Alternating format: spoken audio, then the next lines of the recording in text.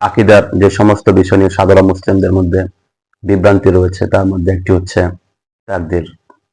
তাকদীর নিয়ে প্রায়ই আমাদের এক ধরনের প্রশ্ন শুনতে হয় যে আহ, আল্লাহ যদি সবকিছু আগে নির্ধারণ করে রাখেন তাহলে আমার কি দোষ। তো এই বিষয়টা আসলে অনেকের জন্য অনুধাবন করাটা কঠিন, কিন্তু একটা খুব ছোট একটা প্রসঙ্গ দিয়ে তাকদীর নিয়ে যে বেসিক যে কনফিউশন সেটা দূর করা যায়।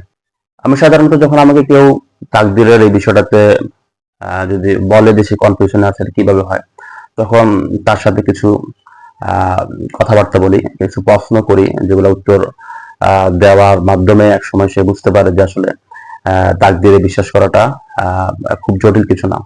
তো প্রশ্নগুলো কেমন, যেমন আমি প্রথমে তাকে জিজ্ঞেস করি, আচ্ছা বলতো আগামীকাল বৃষ্টি হবে কি হবে না, আল্লাহ সুবহানাহু ওয়া তাআলা কি সেটা বলতে পারবে?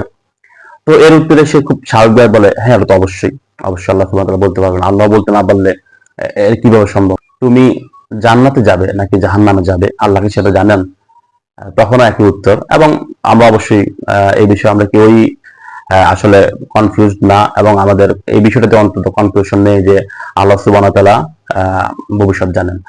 তো তখন আমি তাকে বলি, তুমি যে জান্নাতে বা জাহান্নামে যাবে আল্লাহ সুবহানাহু ওয়া তাআলা সেটা জানেন, এটা আল্লাহর ইলমের অংশ। তো আল্লাহ সুবহানাহু ওয়া তাআলা কলমকে নির্দেশ দিয়েছেন যে তুমি লিখো, কলম সেটা লিখেছে। এখন কলমের এই লিখিত রূপকেই আমরা তাকদীর হিসেবে বিশ্বাস করি। অর্থাৎ আমার তাকদীরে যা কিছু আছে সেটা মূলত আল্লাহ সুবহানাহু ওয়া তাআলার জ্ঞান।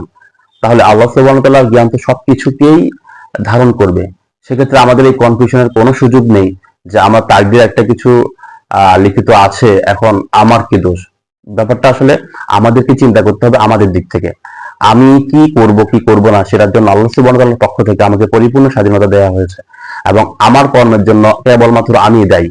আর আমার কর্মের এই বিষয়টা আল্লাহ সুবহানাহু ওয়া তাআলা আগে থেকেই জানেন, এটা বোঝাটাও খুব কঠিন কিছু না। সুতরাং যারা তাকদীর নিয়ে কনফিউজড, তাদের প্রতি আমার প্রাথমিক যে আহ্বান সেটা হবে যে এই ব্যাপারটাকে এভাবে চিন্তা করবেন যে আল্লাহ সুবহানাহু ওয়া তাআলা তো সবকিছু জানেন, সুতরাং আমি কি করব কি করব না সেটা আল্লাহ আগে থেকে জানেন। এই বিষয়টা নিয়ে এত কনফিউশন এত কিছুই নেই।